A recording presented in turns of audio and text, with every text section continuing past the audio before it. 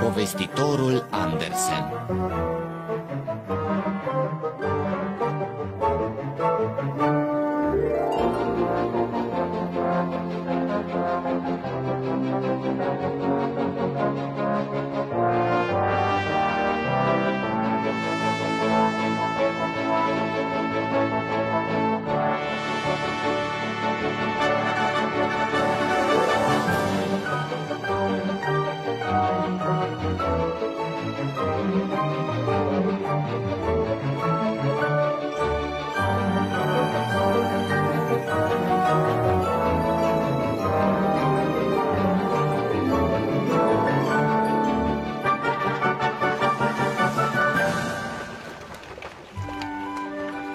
Cufărul zburător. A fost odată ca niciodată un negustor atât de bogat încât putea pava străzile cu aur și își putea îmbrăca fiul cu cele mai rafinate haine, dar nu o făcea. Negustorul era un bătrân rău și zgârcit. Grăbește-te, Sven! Dar, tată, mă dor picioarele. Bineînțeles că te dor, doar ești desculț. Haide!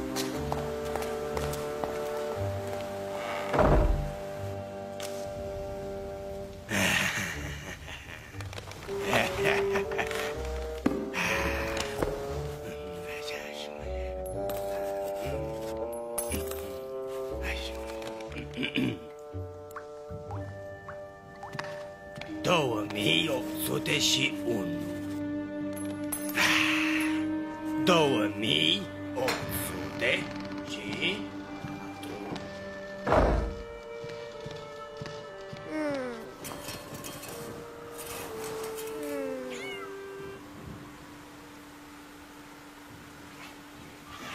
În fiecare noapte, Sven se lăsa purtat de vise. Inventa povești despre castele și prințese. În fiecare zi, Sven își distra prietenii cu povestirile sale fantastice.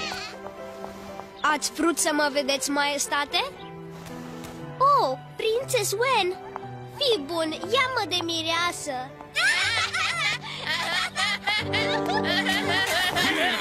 Ce ți-am spus despre poveștile astea? Banii îl fac pe om! Anii au trecut, iar zgârcitul negustor a pierit. Sven s-a făcut un tânăr frumos și un bun povestitor. Sven, ca fiu unic al tatălui tău, ești singurul său moștenitor. Vrei să spui că sunt bogat? Foarte bogat. Ar trebui să te gândești să investești. Oh, eu întotdeauna mi-am dorit o pereche de pantofi. Înțeleg. Atâta vreme cât nu lași banii să te schimbe. De ce nu? Nu vreau ca oamenii să creadă că sunt doar un povestitor sărac. Am văzut că oamenii bogați întotdeauna au mai mulți prieteni. Dar ești un povestitor foarte bun. Poveștile sunt pentru visători. Cine are nevoie să viseze când are atâția bani, nu? Cred că îmi voi cumpăra niște pantaloni de aur. Sven nu mai avusese bani înainte. Uneori, când în viața oamenilor apare acel ceva de care au dus lipsă o viață întreagă, pot exagera puțin. Magnific! Ești un geniu! Mulțumesc, domnule! Sunteți prea buni! Dar parcă lipsește ceva. Mai multe monede, domnule? Da! Sven avea acum mai mulți prieteni. Cel puțin așa credea el. O petrecere minunată, Sven. Sven, Grozav, mă gândeam că de fapt nu e deloc cinstit ca tu să ții toate petrecerile, Sven. Și doar sunteți prietenii mei. Grozav, mă gândeam că dacă ne-ai cumpărat tuturor câte o casă, n-ar mai trebui să te deranjăm. Să cumpăr fiecăruia câte o casă? Doar pentru a putea ține petreceri? Da? E o idee extraordinară! Da. Cine are nevoie de o casă? Da, bravo!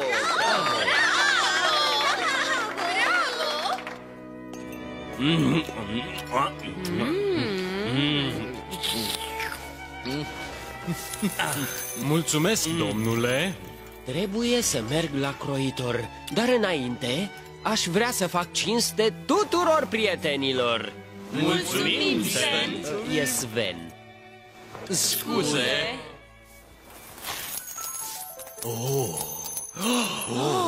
Ce de bani?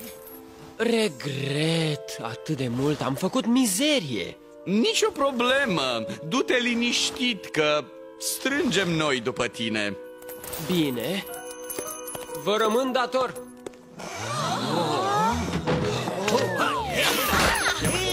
E al meu!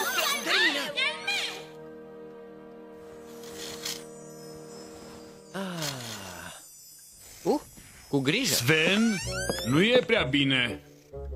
Dacă vei continua să cheltui așa... Oh, sunt de aur? Îți plac? Trebuie să încetezi. Dacă mai continui așa până dimineață, dai faliment. Vorbește aiurea.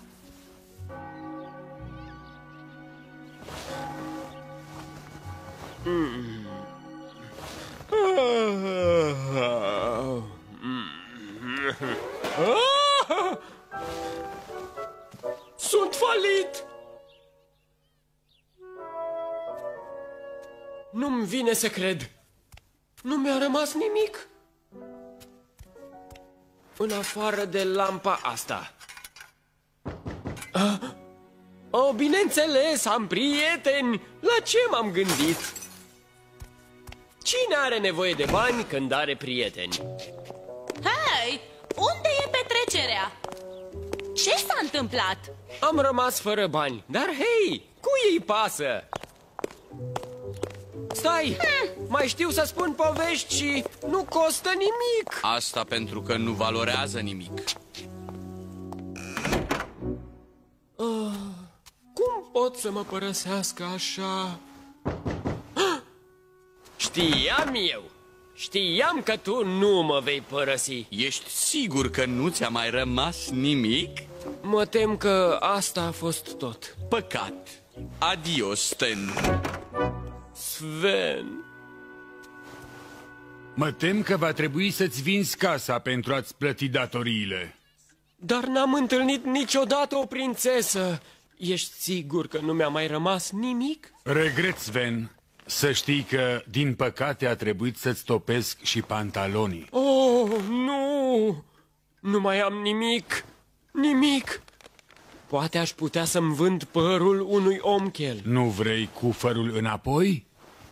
Un cufăr? Mă gândeam că dacă vei rămâne fără casă, ai putea dormi în el. Dar nu pot locui în el. Nu are toaletă.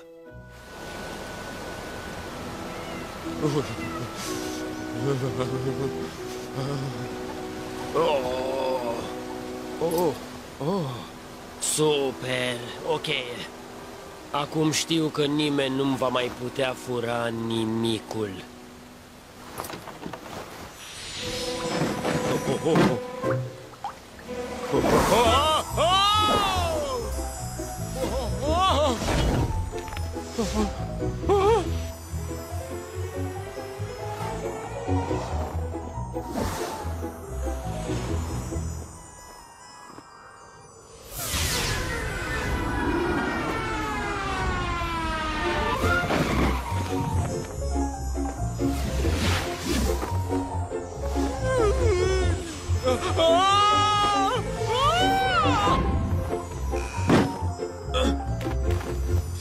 Priviți! Zbor!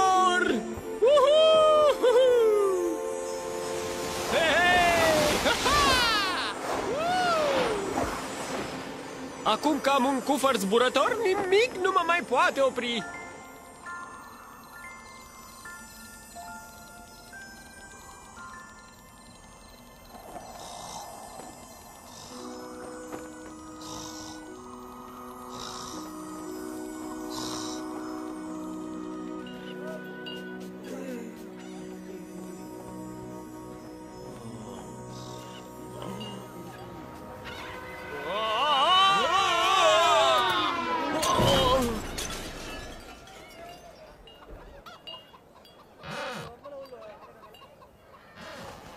Cine ar putea locui într-un asemenea castel? Oh! Da, mă tem că eu am fost. Îmi pare rău pentru taraba ta. A căzut un înger din rai și a ales magazinul meu pentru asta. De fapt, nu sunt un înger. A fost o greșeală. Oh, mă tem că nu prea am bani, dar plănuiam să-mi vând părul. Aș avea nevoie de niște bani pentru lipici. De ce ai ales magazinul meu, îngeraș scump? E cel mai frumos lucru care mi s-a întâmplat de când calul prințesei s-a așezat pe piciorul meu. Oh. Prințesă? Care prințesă? Care locuiește în palat, dar nimeni nu-i poate vorbi. Pentru sultan și sultană, nimeni nu e destul de bun pentru fiica lor. Sunt sigur că voi găsi o cale. Sunt sigur că o vei găsi, îngerule, îngerul meu drag.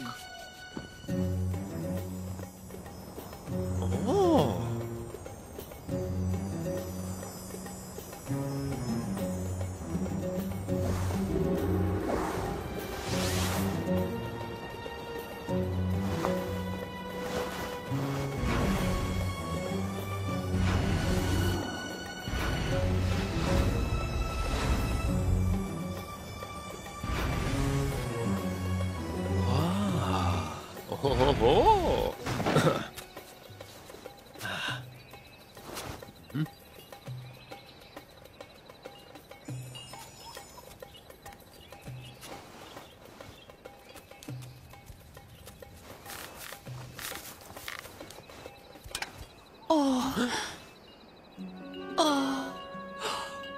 Oh. Prințesa mea.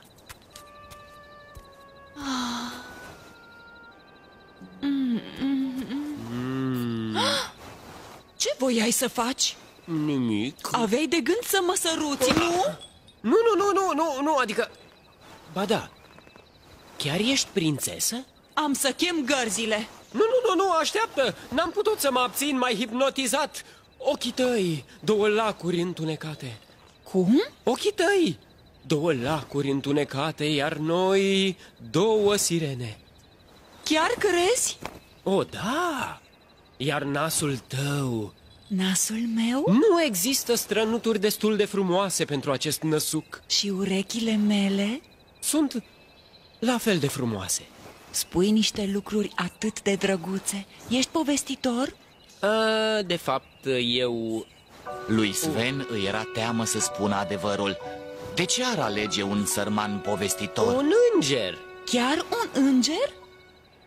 Ce caută un înger în camera mea? Am coborât tocmai din rai să-ți cer să fii mireasa mea.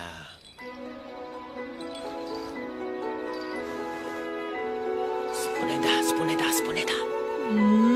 Da!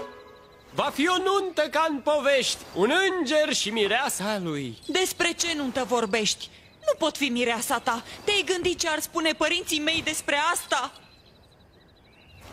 Nu te teme, prințeso. Ce părinți n-ar vrea ca fiica lor să fie mireasa unui înger? Nu ai auzit ce am spus? Nu mă pot mărita cu tine! Îți faci prea multe griji. Dacă reușesc să-i cuceresc pe părinții tăi, sultanul și sultana, te căsătorești cu mine? Dumnezeule, bineînțeles, poți fi sigur, dar eu nu cred că e o idee prea bună.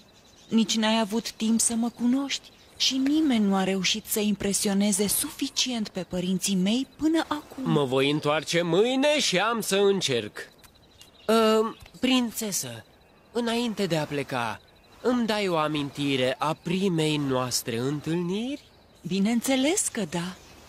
Ce zici de o șuviță de păr? Păi nu vreau să-ți distrug părul înainte de nuntă. Ce zici de sabie? Acum pleacă. Mulțumesc, o voi prețui la nesfârșit. E din aur, nu-i așa? Pa!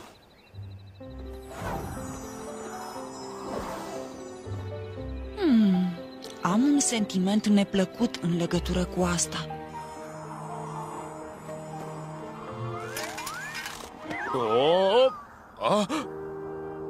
E timpul să devin prezentabil.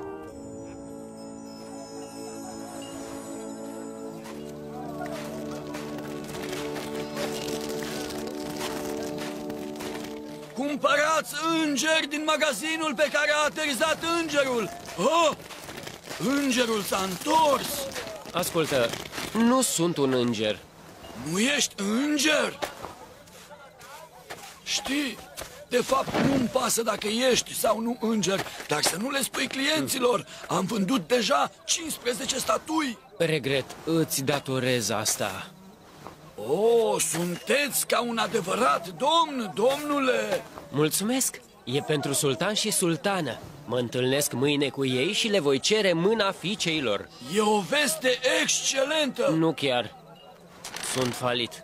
Nu mă vor lăsa să o iau de soție. Așa e, nu va fi ușor. Nimeni nu e destul de bun pentru prințesa lor. Îi interesează doar poveștile despre regi și regine. Povești? Le plac poveștile? Nici nu-ți vine să crezi. Sultanului îi plac cele vesele, iar sultanei cele cu morală. Încearcă, poate reușești. Am să reușesc. Sunt un povestitor. Ai face bine să fii unul bun? Ai auzit cumva povestea veverițelor de pe patinoar? E scrisă de tine? Da. Acum scuză-mă, am descris o poveste.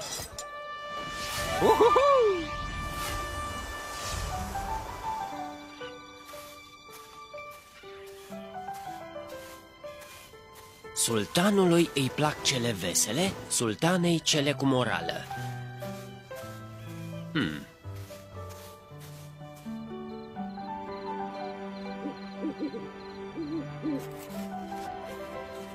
N-am mai fost atât de fericit de când eram mic și scriam povești pentru prietenii mei.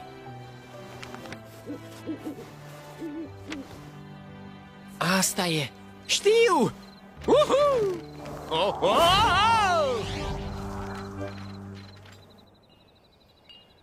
Sunt încântată de invitația pe care ai făcut-o la masă. Nu-mi vine să cred că așteptăm un înger. Ar fi bine să fie un înger. Dacă prințesa ne-a mințit, va fi vai de ea. Nu te îngrijora, fiica mea dragă. Recunosc un înger când îl văd. Și dacă... un înger.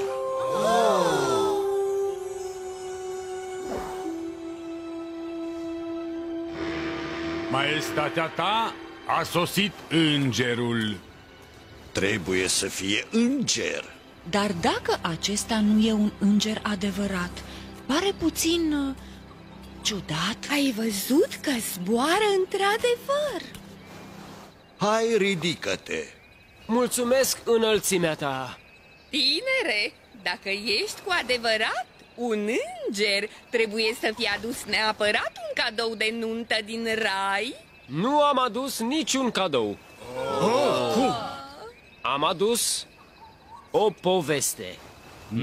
Ce fel de poveste? E o poveste veselă, Simt că o să-mi placă. dar are și morală totodată. A fost odată o mână de chibrituri care credeau că știu exact ce vor să facă. În așteptarea lor, își istoriseau unul altuia amintirile. Chiar veniți dintr-un brad mare? Da, un brad uriaș care stătea toată ziulica în soare. Era mai bogat decât orice alt copac. Ne permiteam să fim verzi tot anul. Ce s-a întâmplat cu restul bradului? După ce ne-au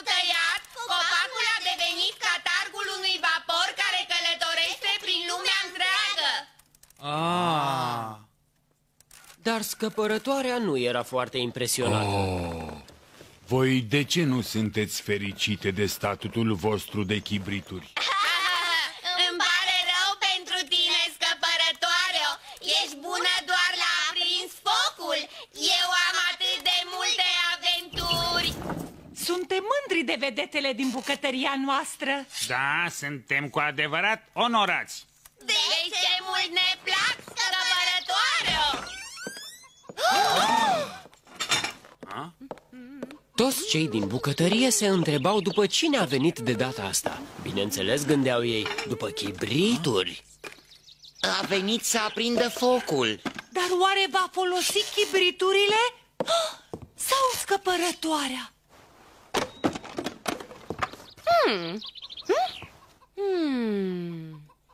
Ia-mă pe mine! Ia-mă pe mine! Pe mine, pe mine, pe mine!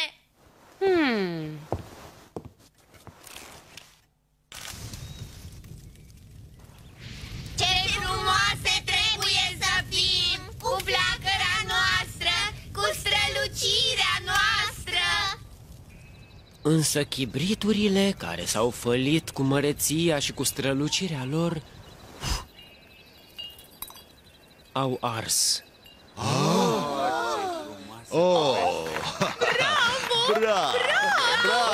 Excelent! Nu sunt sigură că am înțeles mesajul poveștii. Taci, copilă, mama ta are ceva de spus. Tinere, am fi onorați dacă te-ai însura cu fiica noastră.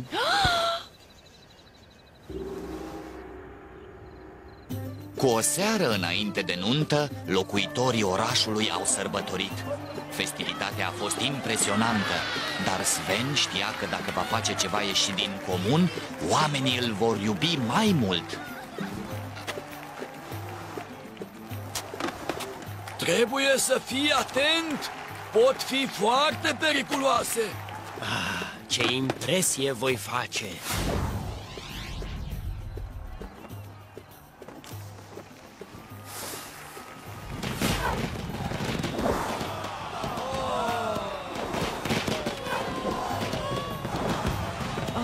De ce se străduiește să impresioneze? Cât de puternic mă consideră lumea acum.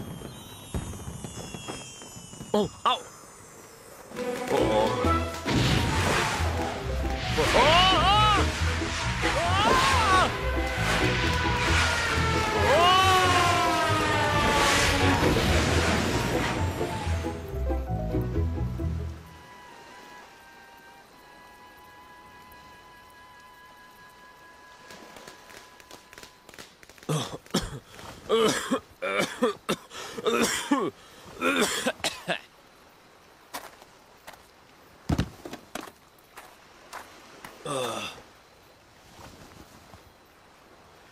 Perfect.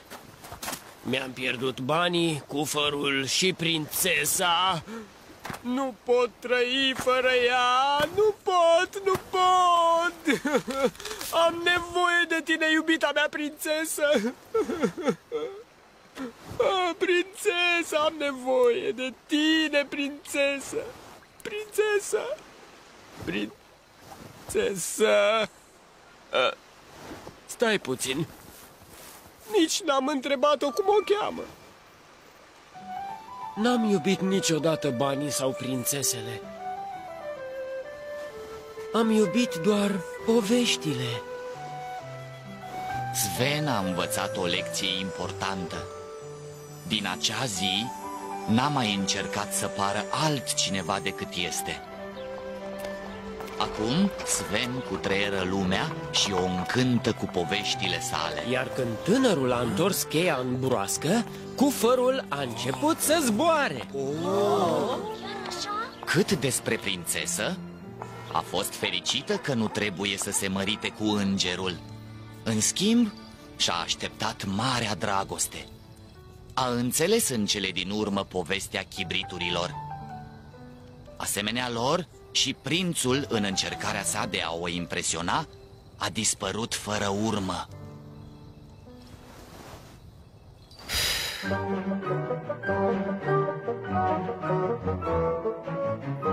Au dublat în limba română actorii Richard Valint, Paul Zurbău, Petre Ghimbășan, Corina Cernea, Ion Ruscuț, Florian Silaghi, Sebastian Lupu, Marius Damian, Mirela Corbeanu, Iona Brudan.